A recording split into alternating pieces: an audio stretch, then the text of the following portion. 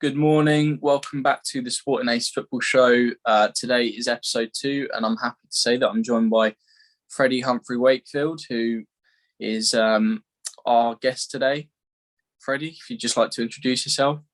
Well, yeah, as you've said, my name is Freddie Humphrey Wakefield, currently at University of Brighton doing sport journalism. Already done quite a bit of pieces for the university's website, do a few things for a fan website for Norwich City as well called My Football Writer. And yeah, really enjoying it and looking forward to keep taking those steps, and hopefully one day a lot of people will know my name in the future. Fantastic. So what villain club do you support?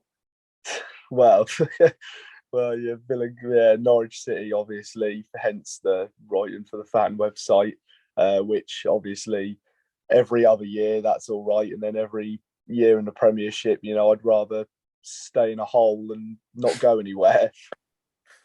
Yeah. So Freddie does support Norwich, and for those others that might be listening that didn't know, I also support Ipswich. So it's sort of like a cross Anglia duo today. But what's coming up on the show is we're going to go over game week 2 in the Premier League and all of Football League, if possible.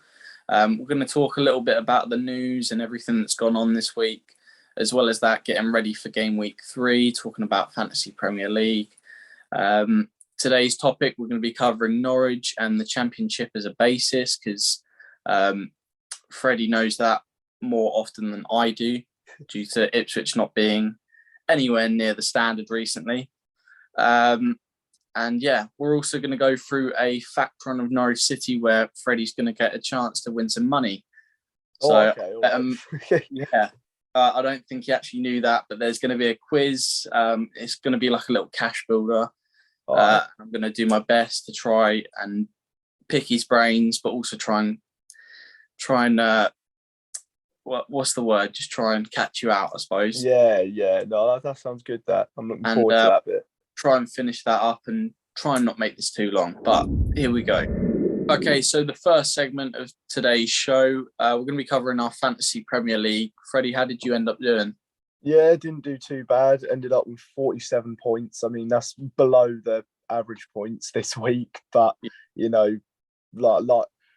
like sort of with fantasy, a load of people know all that stuff and make massive spreadsheets and stuff. And, compared to that, I'm literally just a sit around average player. But, I always like to try to do as well as I can. But yeah, no, so not a bad week. But obviously there'll be however many people that did better, but there's also going to be people out there who did worse.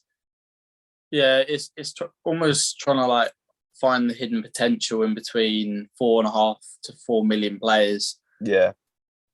I mean, the budget's never going to phase you. I think that's the main stigma about it, is that like you've got 100 mil, do with it what you will.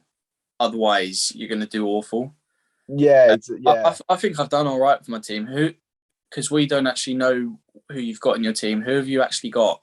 No, well, I've got Edouard Mendy, because he's quite a cheap keeper, and you'd like to think with the defence in front of him, he would get clean sheets. I've then got Dan Burn, who I think has got 2 clean sheets this season, and he was a 4.5 million defender. And I went with him because he just always starts. Like, even though Newcastle have got Sven Botman in and all that, and probably centre halves just as good as Dan Burn, he just always seems to play. And then I've got the obvious Trent Alexander-Arnold, who I'm considering transferring out. He's just no clean sheets, no assists just yet, but just wait and see what happens with that. And then Mark Cucurella, who got an assist in North London, in just the London derby. So, and yeah, liking the look of him. Got Johnny from Wolves. He was a 4.5 million defender as well. He just got a clean sheet last week. Yeah. And then who else? I've got Pedro Neto, another one of a cheap player, but he's not really done all that well so far.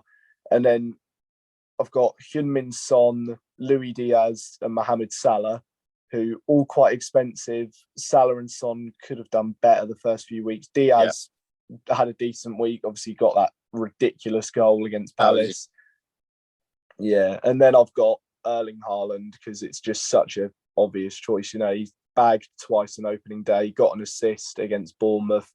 So and he's just a blatantly obvious choice to have. Yeah, I mean, it was actually a pretty good week for me. It started turning out incredible because I've got Jesus as vice captain, and that's good. Picked me up 19 points. I had Martinelli in there as well. He got me 8, but I'm more gutted with Henderson because I had him in last week, and I think in 2, and then Sanchez had 6. Which, in fairness, Sanchez has been consistent this week. Yeah, he has been. 6 points again, but Henderson picked up 14 with a very good penalty save. I thought that goal was in at Nottingham Forest, but so did I. But back at it, there's definitely no way it crossed the line. Yeah, no, but the West Ham got, honestly, they did everything but score. They got extremely unlucky. I mean, Ben Rama, what was that? That hit the crossbar and almost went in twice. You know, that's just and then I think they even got a goal disallowed for offside as well with Antonio's foul. But they just the bad. You got so unlucky that game. They were incredibly unlucky not to score. And as well, on top of that, like De Bruyne had a very good game. Haaland as well. So I got 14 for De Bruyne, 5 for Haaland. That's nice. Overall, I think the main star performer of the week has been Jesus with his 2 goals of assists. 100%. If anybody triple captained him, I commend you. That was a fantastic choice over Haaland this week. Arsenal are playing some lovely football at the moment.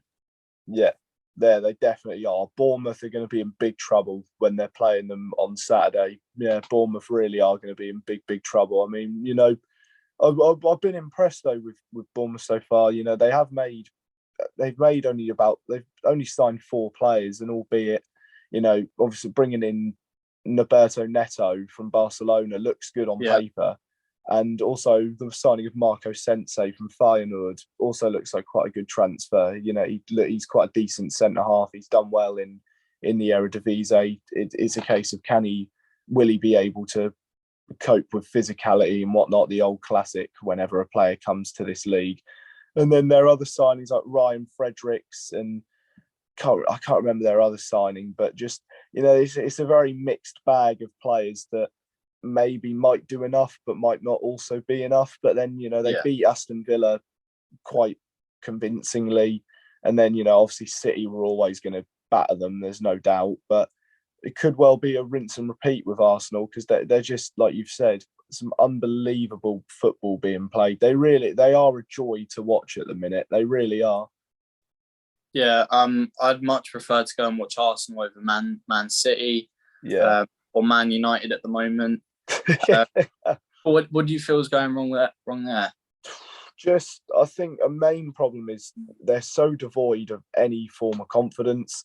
They really are in a state, and they have been for years, that, you know, and like under 3 managers, you know, with Solskjaer, Ranić, and even Ten Hag at this point, just so many of those players just prove they don't really sort of have what it takes to really take the club to the top level again. You know, players like McTominay, you know, he's just even in the Brighton defeat as well with the Brentford, just that humiliation at Brentford.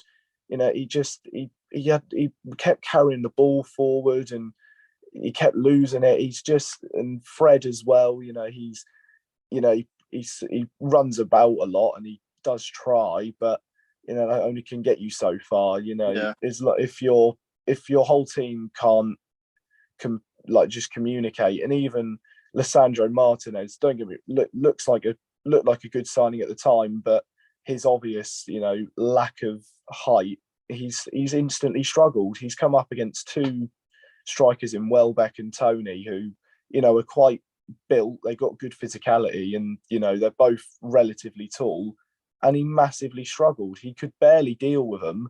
You know, what about when he plays? You know, I know he's played against Haaland at City, or Dortmund even, but, you know, at City, by the time they're playing each other, Pep could have easily transformed Haaland into a completely sort of different type of individual potentially. But yeah, that and they plus just the tactics they play. United, they haven't got the players for it. They really don't. Those players are not suited to proper heavy pressing or any sort of major tactical approach, because they've proven, even with Ranić, who's known for that heavy pressing football, they just couldn't really do it. They're not suited to their style, and with a poor season last year, they don't look like they've got the mindset to go on and achieve what we all expect of them. Yeah. I'm just sort of trying to look back on where it all started to go wrong. You could even go back as Fergie's time, but even since then, they've had cup stints, league wins. I think there was somebody on TalkSport that summed it up really nicely, that Man U fans have been exposed to a fame of wealth of football that I don't think any club will ever experience, not even Man City in their great heights of winning right now. He said that they'd won like 13 Premier League titles out of 30. Yeah. And countless other cups and trophies within that time. And now that they've started to see what I think potentially Arsenal have seen for a long time. Spurs, for example, since their League Cup win, they haven't had any sort of decent thing come back to them until the Champions League final. I suppose I think it's almost like a stigma when you go to Man United. You sort of relax a bit because you're here now. You only sort of have to put in a half-assed performance like what McTominay's been performing recently, and that'll get you in the team for next week. Yeah, no, it definitely just seems that way. They've got so many players who, are getting away with playing every week, and it is that McTominay playing every week, Maguire playing every week. Don't get me wrong, Maguire can be good. We've seen it with England. Some, not maybe as of late, but Maguire, he can play well, but he just, in a back four, he just can't seem to do it. He just, a back three, I think that is why he did so well with England at the World Cup 4 years ago. I think having him in a back three, I think I remember seeing it when Paul Merson was saying it when he first signed for United. He was saying, you're playing a back three because the defenders aren't good enough. And in a way, we've seen Maguire is a bit mistake prone and has, and like I was saying, he's probably lost a lot of confidence having made so many errors and receive a lot of abuse from all the media. So they just see, like you've said there, so many of them just seem half-assed when playing, and they still, just every single week they get in. They should probably go back to what Fergie introduced back in '96. The famous, you don't win anything with kids, and then they went on to win everything with their kit, with their academy products. They might just have to go total restart and just afford to take a hit. Yeah, I mean, I feel it's very unfair in recent years that Harry Maguire's had to take the brunt of everything that has been the downfall and the epitome of Manchester United, because it's not very often. I mean, Souness will lay it into Pogba every week. Pogba's of course he will. You've got the likes of Luke Shaw and whoever's playing right back now. I think it's Dalot. Yeah, it's Dalot. Yeah. Manchester United is a team. It's not just Harry Maguire who's been putting in, probably best to say, weaker performances, but he's had a tough couple of years, and for him to still be playing football with a strong mindset like that is, especially at a top club like Man U, is very, very tough for him. I can imagine he had that. I think he had issues over in Greece. I don't know whether he was arrested or something had gone on, and he had ended up losing his captaincy. So he's had a tough couple of years, but overall, I think, how long will it be until fans start protesting outside the stadium, getting the glazes out, and the bad habits that are in the team, the players that are stealing a living. It won't be possible. No, not at all. I mean, there's been protests planned for the Liverpool game next Monday for weeks. That this whole empty Old Trafford and boycott the game. However many people do that, we'll have to wait and see.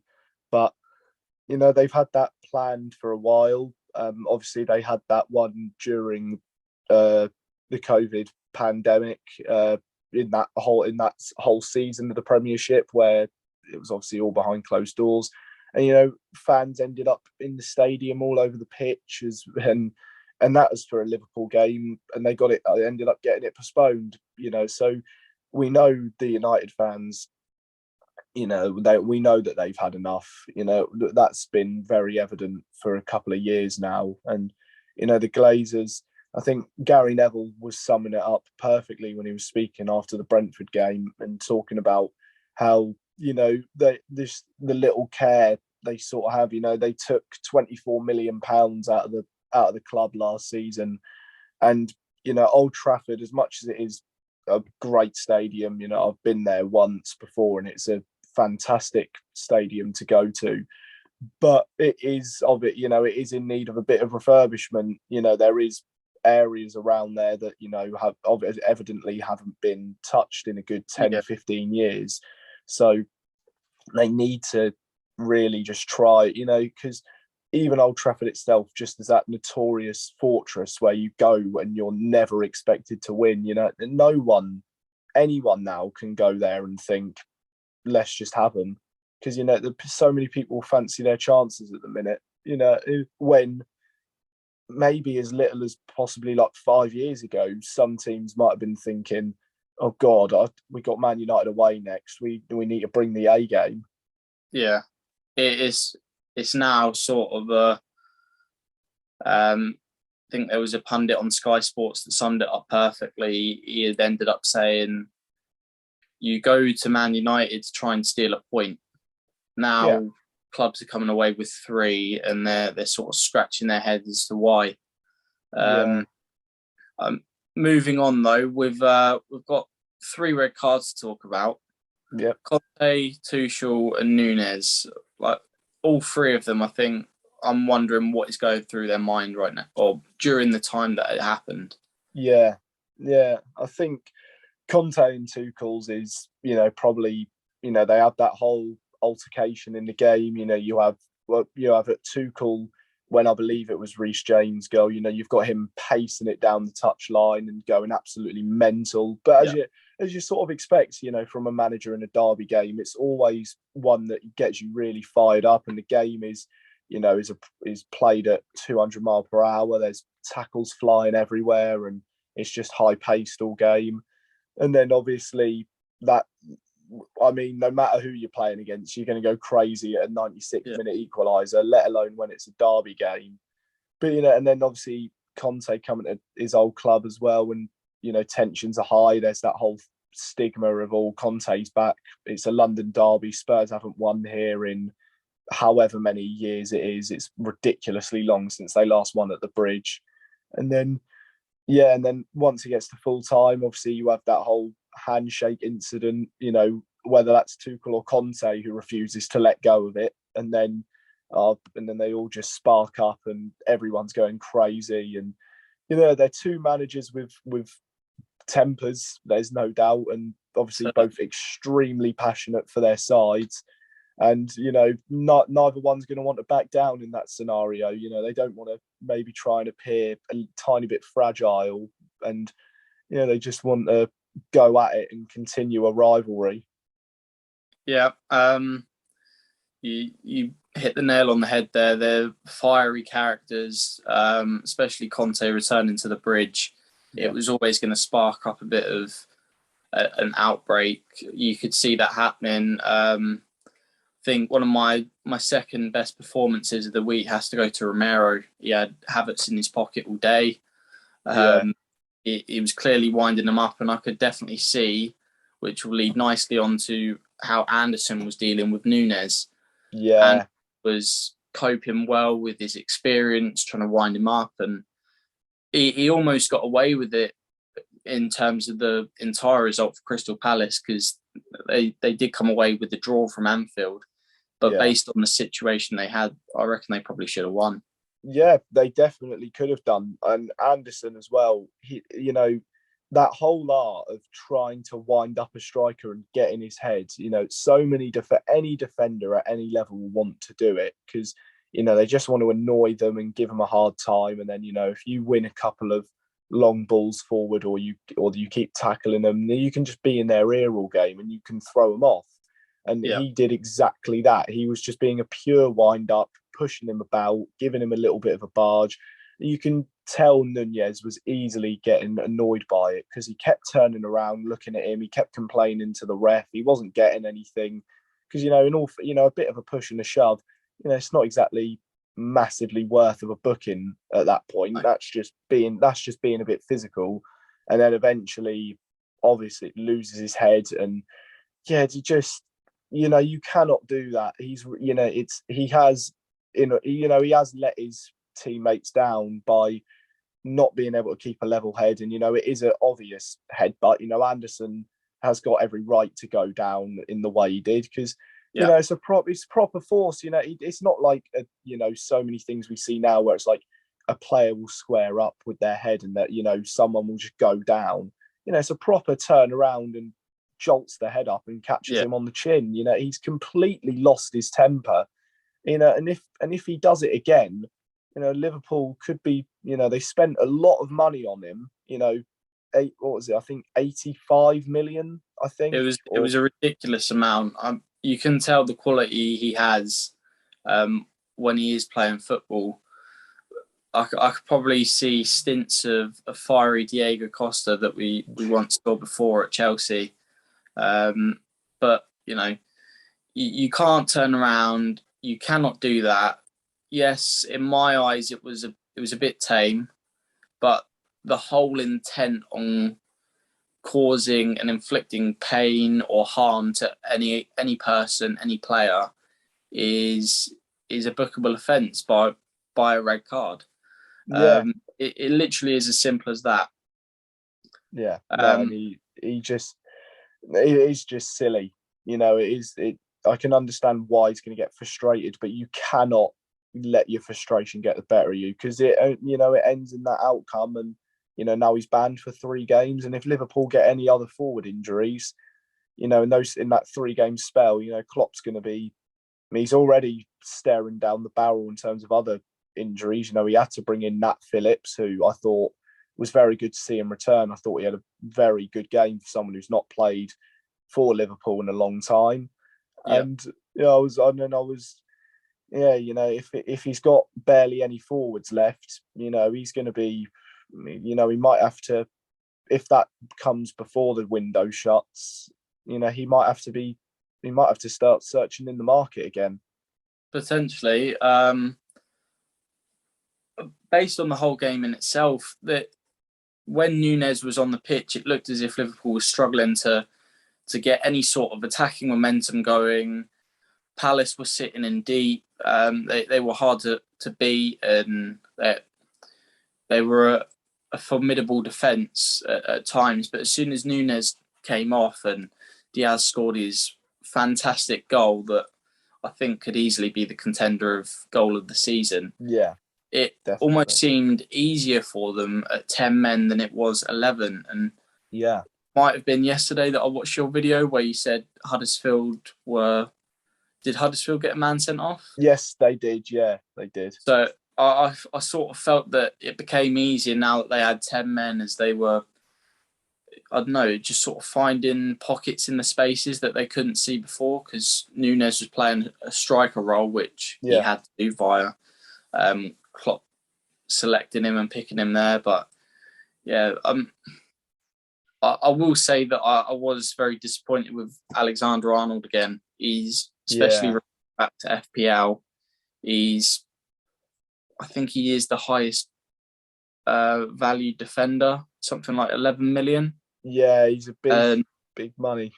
If you can find an alternative and maybe even take out Alexander-Arnold, put in an average 5 mil right back, and then maybe invest more value into attacking or things like that, it could completely reshape the way that things are being looked at.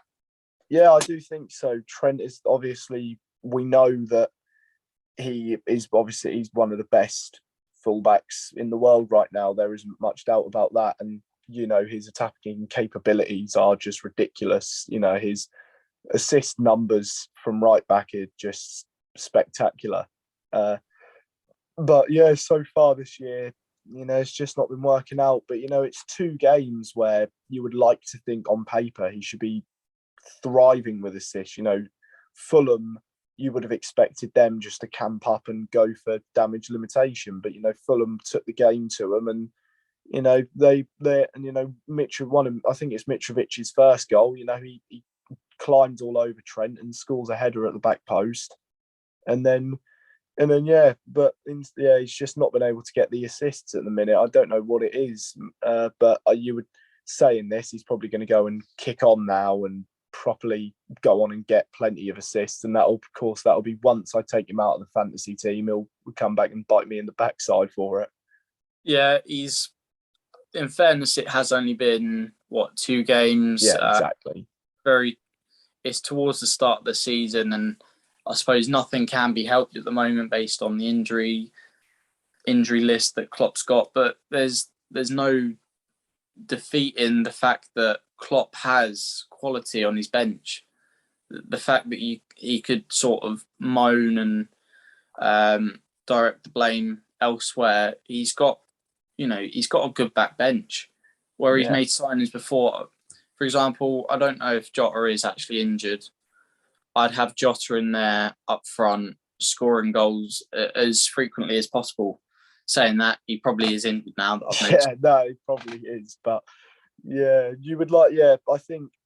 Well, if he is injured at the minute, he is probably but you would think he would definitely be straight back into the mix. He's had a very good year last year for someone who was originally sort of brought in as just to play anywhere, a bit of a rotation player. But yeah, he's definitely a fantastic option to have just to play anywhere in the attack. He's a very good player. He's played on the left. He can most definitely do a job on the right hand side if Salah ever gets injured.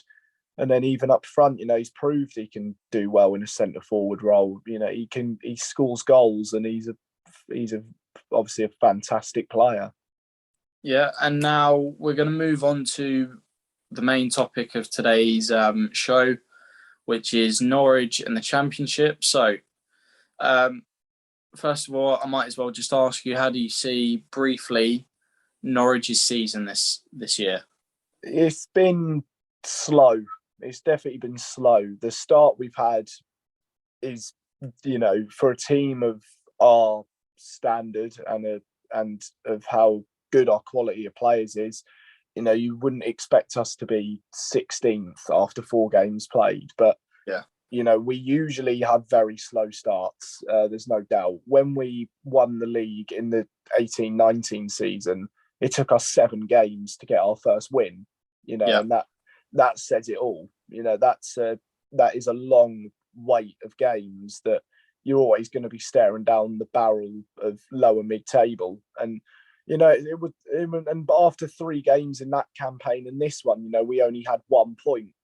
So, and you look at that team in 2018-19, and that team had decent quality in it, and there was some.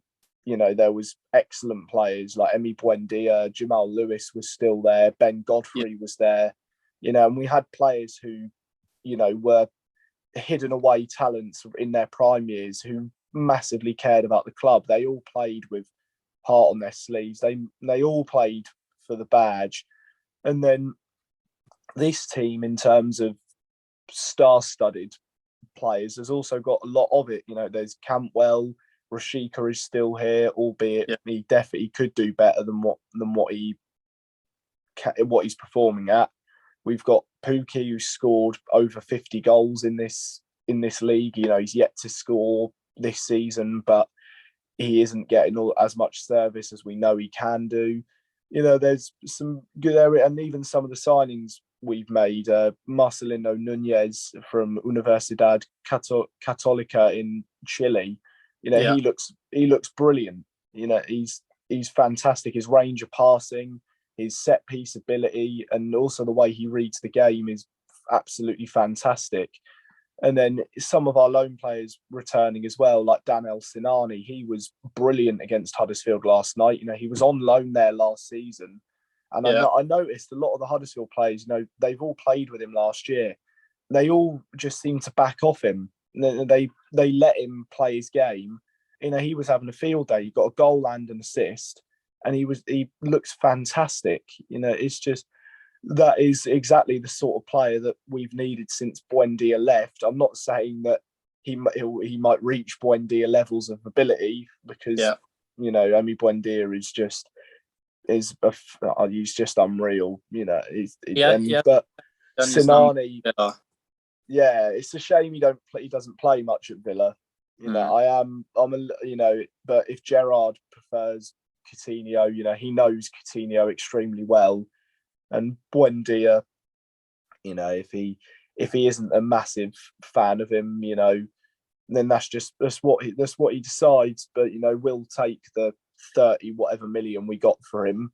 We'll be happy with that at the end of the day. Yeah. Looking at things, for me, I don't think that there's any person involved that is better suited for Norwich than Dean Smith.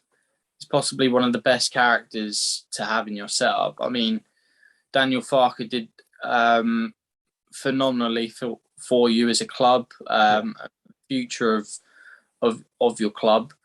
But I think it was the right appointment to have Dean Smith in there. Have you got an opinion?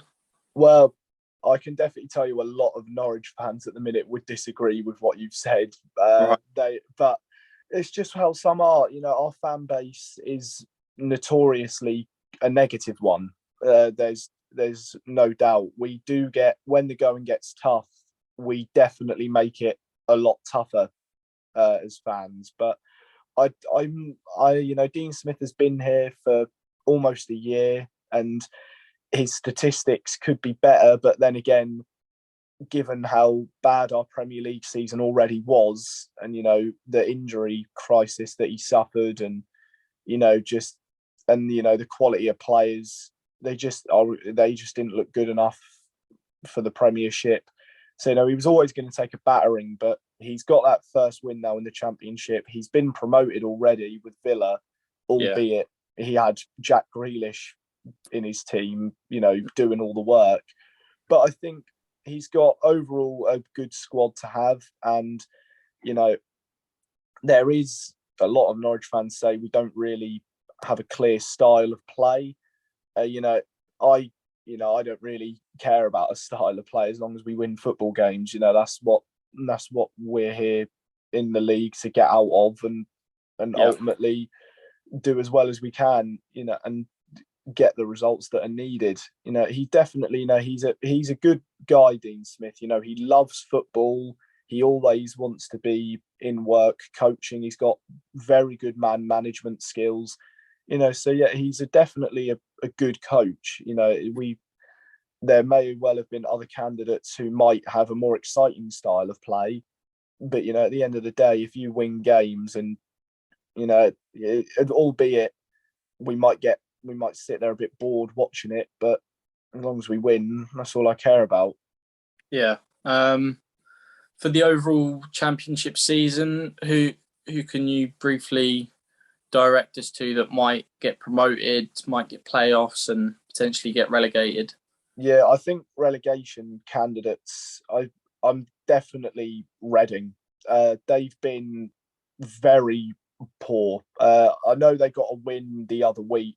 I can't remember who against, but they lost a lot of players, and they've brought in some good players, like players like Shane Long and Tom Ince, who have definitely got experience. Yeah. But they're reaching their latter stages of careers, and they're both definitely they've lost a lot of the pace that they did have. By no means are they bad players for this level, but they do look as if they are in a spot of bother. They aren't really getting a proper run of results, and they do look like they're going to struggle. And then playoffs is interesting because there's so many teams that get just always in and around. And come the end of the season, there's always like a 9-point gap between 6th and like 15th. There's just so many teams in and around that area.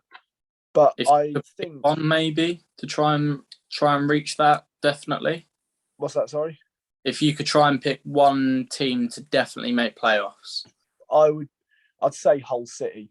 They've been if they don't get playoffs, they'll get automatic at this rate. They've been Hull have looked brilliant.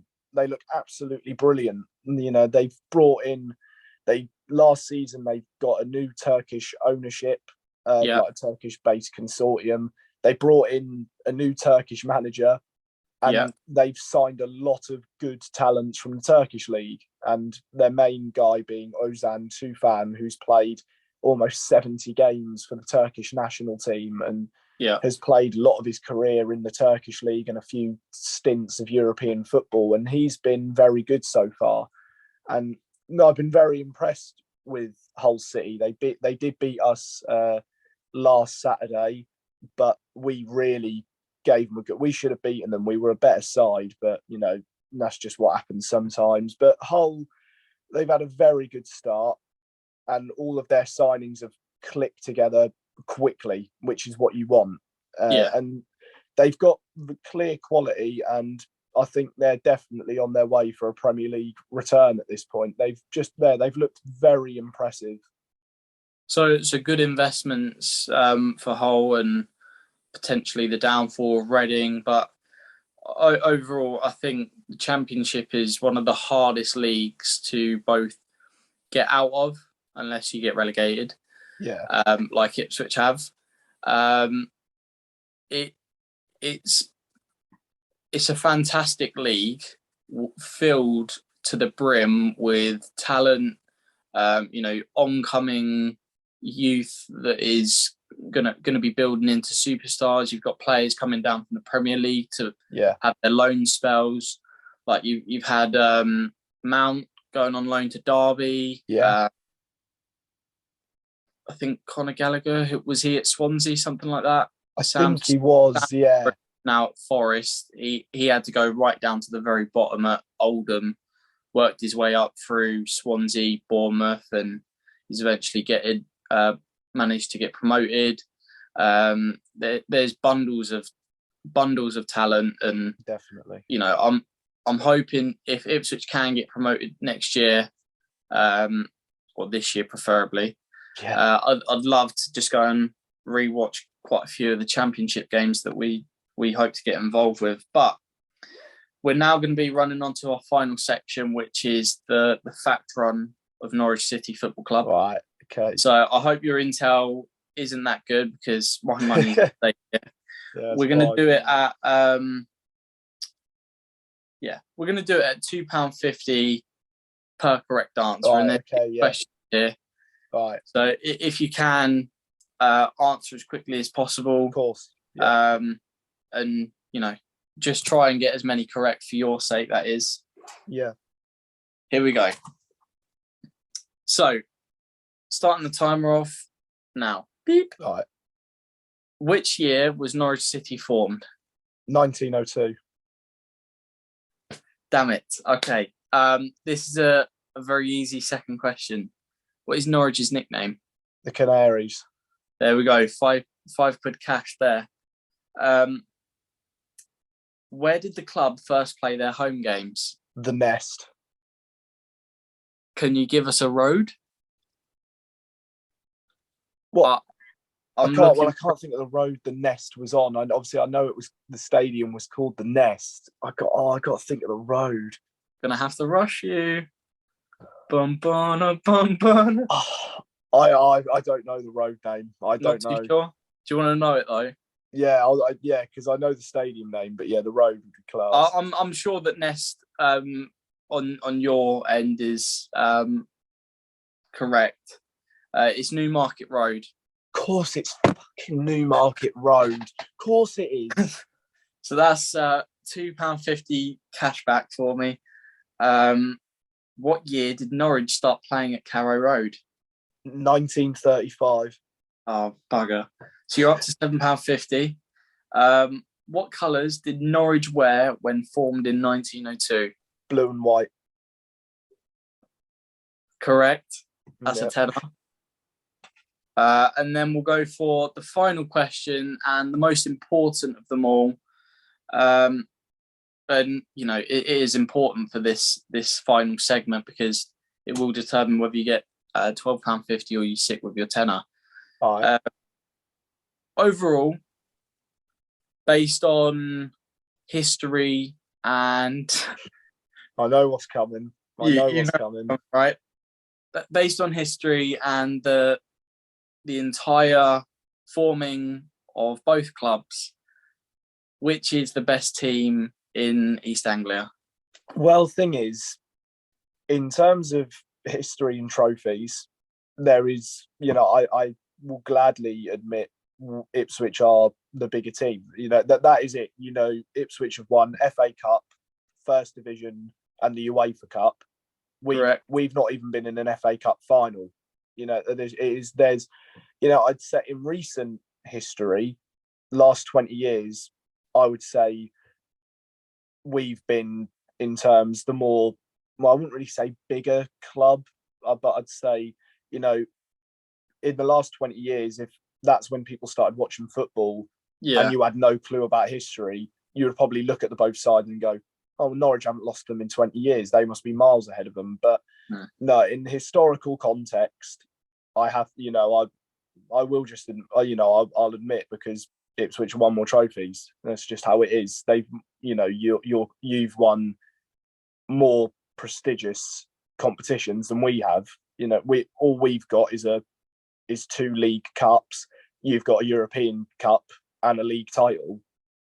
I think that you've summed it up perfectly. There's the two clubs balance each other out based on our previous history being from 1961 and a little bit before that onwards.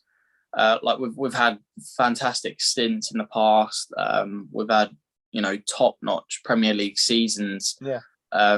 Well, I wouldn't say seasons. We've had a top-notch Premier League season. With, you know, fantastic European nights down at Portman Road. You know, it's a fantastic club to follow, and definitely for Norwich as well. We do ourselves proud with how well we do. Just at the moment, where I think we find ourselves in both a bit of a sticky situation. Yeah, but we do. That is your. Yeah, I think Ipswich and Norwich are equal, apart from the fact that Norwich are above us right now. I'd say in terms of club size, we're trying to claw our way back, but historical context ultimately is what matters most. And like you're saying, you know, we're going to eventually try and balance out the difference, but we've got a lot of trophies to make up for. Yeah, and you've basically just earned your extra £2.50 for today. Yeah, so there we go. Congratulations. We're going to finish it up here. So I'm hoping that everybody enjoyed episode 2 of the football show. Thank you, Freddie, for coming on to the show today. It was sort of a bit of late notice, but I'm happy that you have come on. You've brought your knowledge and understanding of the Championship up a notch. And just, you've been a fantastic guest. So thank you, Freddie. Well, thank you very much for having it. And hopefully, this keeps up. And obviously, you know, you had your episode last week with your man who used to play for Colchester. And looks like it's looking good. Looks like it's on its way up. Thank you. I appreciate that. So without further ado, thank you for joining us, Freddie, and for everybody else, have a fantastic day, and we'll see you in episode 3.